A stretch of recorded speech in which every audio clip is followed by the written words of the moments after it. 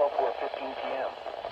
At 7 p.m., a severe thunderstorm was located over Goodale State Park, 47 miles northeast of Camden, moving northeast at 25 miles per hour. Hazard, 60 miles per hour wind gusts.